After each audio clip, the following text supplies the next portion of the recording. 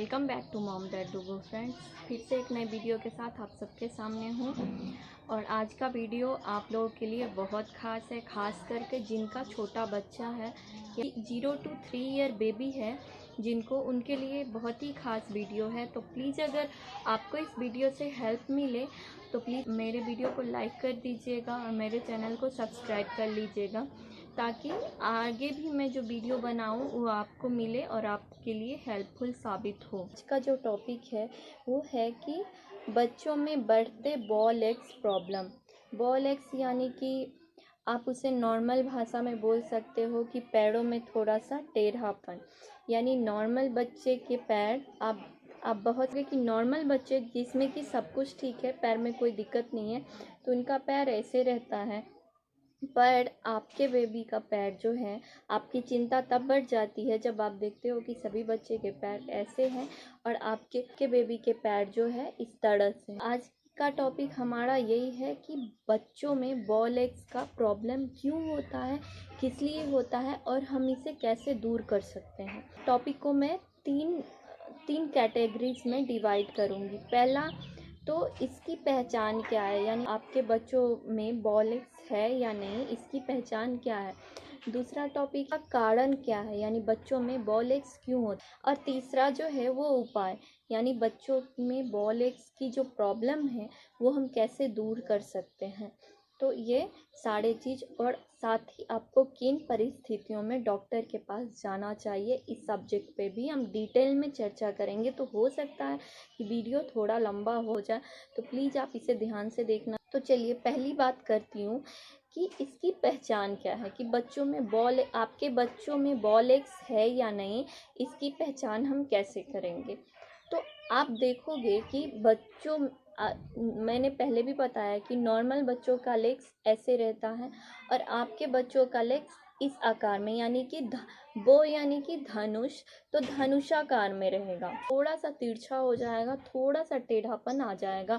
टेढ़ापन कहाँ से आएगा, तो जहाँ से उनका घुटना यानी कि नीज स्टार्ट होता है, उससे लेकर के नीचे के पैर तक जो है उसमें बहुत ज़्यादा गैप आता है। तो आप जानो कि आपके बच्चों में बॉल एक्स है। दूसरा सिम्टम्स है कि जब आपका बच्चा चलने लगेगा तब आप देखोगे कि उसका पैर बराबर नहीं पड़ता है, यानी वो बराबर नहीं चल पाता है।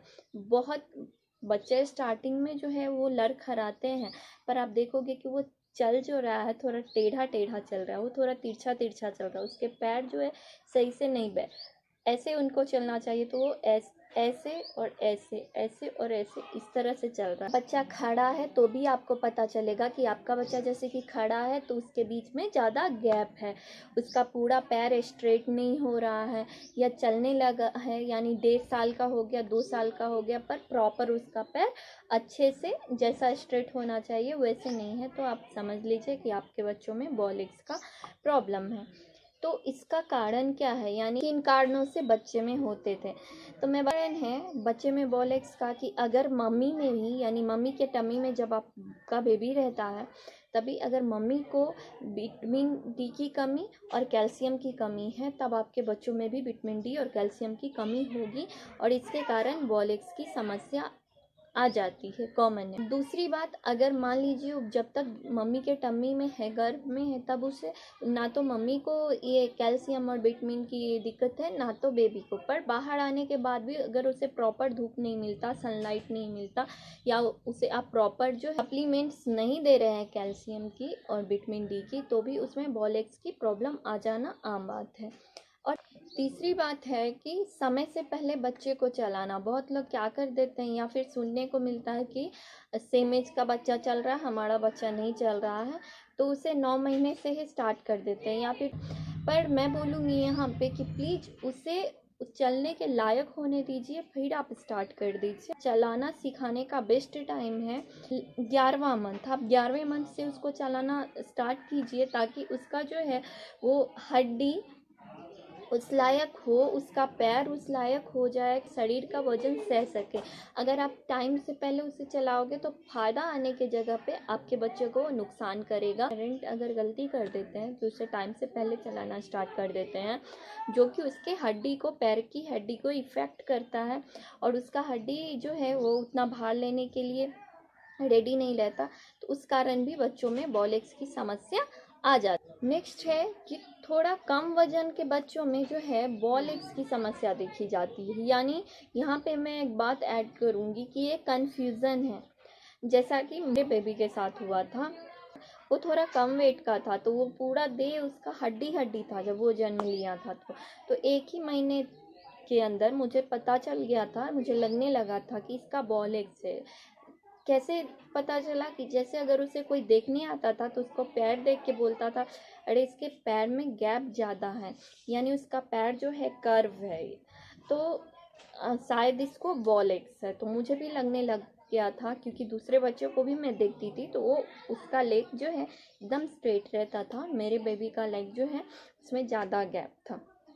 तो जब मैं मेरे बच्चे को लेकर के डॉक्टर के पास गई तो उन्होंने कहा कि मैं 100% गारंटी लेता हूँ कि आपके बच्चों में ना तो बॉल एक्स है ना कोई प्रॉब्लम है। ये टाइम के साथ, यानी कि जब इसके शरीर में मसल्स आएंगे, मांस आएगा, तब उसका जो है गैप भरना स्टार्ट हो जाएगा।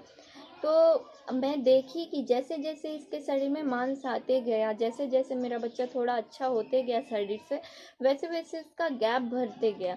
तो हो सकता है कि आपके बच्चों में बॉल एक्स नहीं हो, उसके शरीर में मांस कम हो, तो इसलिए वो पूरा हड्डी का ढांचा दिख रहा है, तो आपको लग रहा है कि वो बॉल एक्स से क्रॉस हो गई। कि साल भर होते होते, 1.5 साल होते होते वो पूरा 2 साल तक तो पूरा भर जाएगा, जैसा मेरे केस में, मेरे बेबी के केस में हुआ। So don't worry. अब उपाय की बात करेंगे तो उपाय सबसे पहले मैं आपको ये बात बताऊंगी कि डोंट वरी, ये कोई बड़ा प्रॉब्लम नहीं, ये टाइम के साथ ठीक होने वाली समस्या है। पहला उपाय इसका यही है कि आप टाइम का वेट करो। जैसे ही आपका बच्चा 1.5 से 2 साल का होगा, ये प्रॉब्लम खत्म हो जाएगी। ये प्रॉब्लम जो है वो आपके बच्चे में खत्म हो जाएगी। नेक्स्ट बात करूँगी कि आपको लग रहा है कि गैप ज़्यादा है, ये टाइम के साथ ठीक नहीं होगा, या फिर हम टाइम का भी वेट करें, साथ में कुछ और उपाय भी कर सकते हैं। तो आप रोज़ बच्चे को सुबह का 1 घंटे का धूप दीजिए। अपने बच्चे को रोज़ आपको सुबह 1 घंटे का धूप देना है। कैल्शियम, विटामिन डी और कैल्शियम का सप्लीमेंट आप अपने डॉक्टर से पूछ करके दीजिए, है ना। सूरज की किरणें जो है, जो आपके बच्चे को लगेगा, जो विटामिन डी की कमी है वो सारा जो है उसकी भरपाई होगी। तो ये बहुत अच्छा काम करेगा आपके बच्चे के लिए। बॉल एक्स नहीं है उनको भी ये फायदा ही करता है, नुकसान तो नहीं करेगा।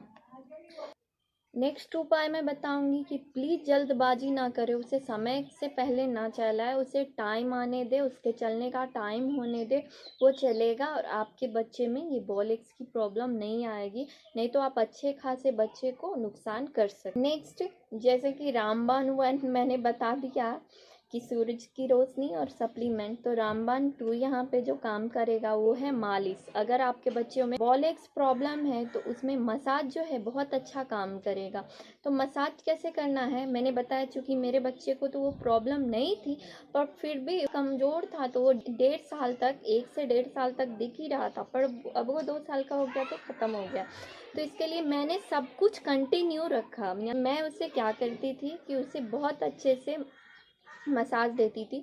तो मसाज आपको कैसे कर देना, शॉर्टकट में बोल रही हूँ। मान लीजिए ये उसका 2 लेग्स है, तो 2 लेग्स को आप एक हाथ में पकड़ लीजिए। इसके छोटू छोटू लेग्स है, वो आराम से 2 लेग्स को एक हाथ में पकड़ लीजिए ऐसे करके, और उसके लेग्स के साइड में, यानी दोनों साइड में, यानी गैप है यहाँ पे ना, ये एक लेग है, ये एक लेग है, दोनों को अपने हाथ से पकड़ लिया, ऐसे ऐसे करके मसाज दीजिए, ऐसे ऐसे करके मसाज दीजिए। साथ ही घुटनों पे ऊपर से ऐसे मसाज दीजिए, फिर उसका पैर पलट करके इस तरह से आप मसाज दीजिए। तो ये सच में ये रामबाण 2 ही है। और नेक्स्ट, आपको मालिश करने के बाद रोज उसको 1 घंटा, यानी एक टाइम में वो 1 घंटा बांध करके आप उसे नहीं रख सकते, 2 टाइम में डिवाइड कर दीजिए। एक टाइम में 30 मिनट और एक टाइम में 30 मिनट, लेकिन आपको ध्यान रखना है कि ये कम से कम 1 आवर तो आपको चलाना है। कॉटन का दुपट्टा है, या कॉटन का दुपट्टा नहीं है, कॉटन का टॉवेल है, या फिर कोई और कपड़ा, साड़ी ही है, तो उसका छोटा सा टुकड़ा ले लीजिए, और उसके मान लीजिए दोनों लेग्स है, तो दोनों को ऐसे पकड़ के बहुत ज़ोर से नहीं करना है आपको, हौले हाथ से ऐसे दोनों को पकड़ करके और दुपट्टे से दोनों पैर को जहाँ पे गैप है हल्के से बांध के, बहुत ज़्यादा हल्का नहीं कि वो पता ही नहीं चले कि वो बंधा है, और बहुत ज़्यादा टाइट ही नहीं कि आपके बच्चे को प्रॉब्लम करे, बच्चे के पैर को ठीक करने में आपका हेल्प करे। तो ये सच में बहुत हेल्पफुल है। मैंने करके देखा है कि जैसे ही आप देखोगे आपको 1 महीने से दूसरे महीने में बहुत अंतर पता चलेगा। 1 महीने से दूसरे महीने में ही आपको अंतर पता चलेगा कि उसका गैप धीरे धीरे फील करना स्टार्ट हो जाएगा। नेक्स्ट हमारा क्या है कि किन परिस्थिति में डॉक्टर के पास जाए। तो मैं यहाँ पे पहले ही बता चुकी हूँ कि टेंशन तो नहीं लेना है। डॉक्टर के पास जाने वाली समस्या जो है 10% लोगों में ही आती होगी। ये नॉर्मली घर पे घरेलू नुस्खों से और टाइम के साथ ठीक हो जाता है। तो किन हालातों में जाए, तो अगर आपका बच्चा 1.5 से 2 साल का हो गया है फिर भी आपको लग रहा है कि गैप जो है जितना था उतना ही है, वो थोड़ा सा भी नहीं बढ़ा है, तब आप डॉक्टर के पास जाओ। नेक्स्ट जो है, आपको लगेगा कि आपका बच्चा अभी भी लड़खड़ा के चल रहा है, तो मेरी माने तो 2 साल के बाद तो उसे इस तरह से चलना नहीं चाहिए, तो भी आपको डॉक्टर के पास जाना चाहिए। प्रॉब्लम ज़्यादा नहीं बड़ा होगा, कभी कभी ऐसा होगा कि आपको कुछ सप्लीमेंट देंगे और वो ठीक हो जाएगा।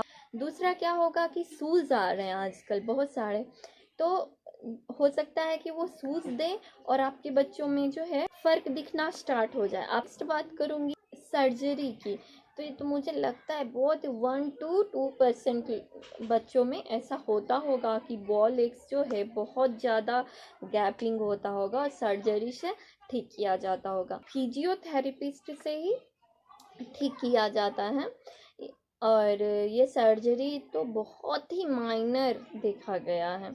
तो आपके बच्चे सप्लीमेंट से भी ठीक हो सकते हैं, शूज़ से भी ठीक हो सकते हैं। आप फिजियोथेरेपी आएगा, और सर्जरी की तो बात ही नहीं करते हैं, ये तो बहुत कम पे मैंने आपको सब कुछ समझा दिया है। फिर भी अगर आपको कुछ समझने में दिक्कत हो रही है, समझ में नहीं आ रही है, तो प्लीज़ आप मुझे कमेंट करके पूछिए, मैं आपको रिप्लाई ज़रूर दूंगी। तो प्लीज़ अभी तक आपने मेरे वीडियो को अब मेरे चैनल को सब्सक्राइब नहीं किया तो सब्सक्राइब करें, क्योंकि मैं बच्चों के लिए यूं ही हेल्पफुल वीडियो बनाती रहती हूँ, वो आपको मिल जाए। पसंद आई हो तो लाइक कर दीजिएगा।